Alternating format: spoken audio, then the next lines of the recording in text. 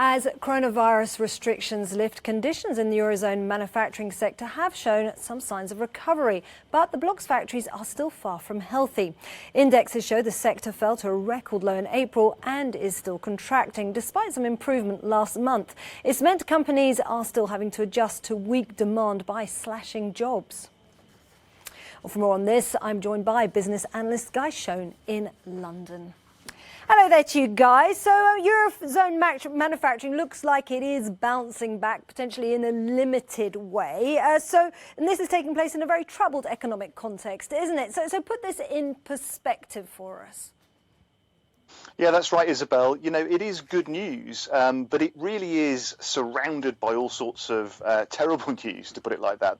This particular main survey, the Purchasing Managers Index, it's been around for about 22 years. It's a fairly reliable measure of manufacturing and supply chains, and it's a good indicator of the health of the manufacturing sector. In April, it crashed to its lowest ever level. So it would have been truly awful if May had been even worse. And as you say, it turns out it wasn't. It bounced back to a score of 39.4 from that terrible historic low of 33.4. So, you know, it is a useful measure, but we've got to put all of this in the context, of course, of what those numbers mean.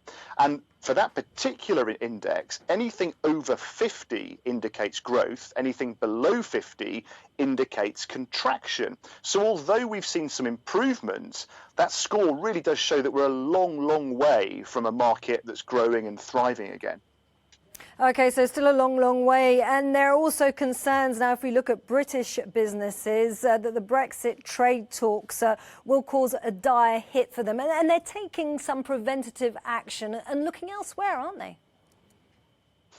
That's right, Isabel. A new report from Aston University does seem to show that some small British firms are ramping up efforts, particularly in South America and East Asia.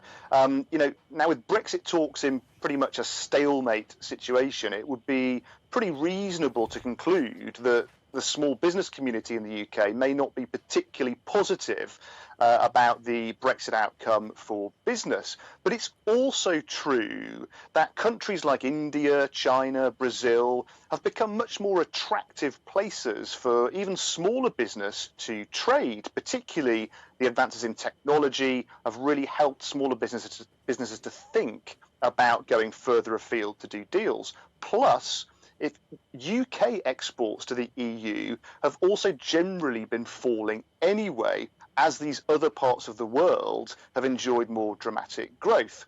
But this research is definitely still significant. You know, 26,000 firms were surveyed over a 5-year period. And of course, the EU remains the UK's single most important trading partner.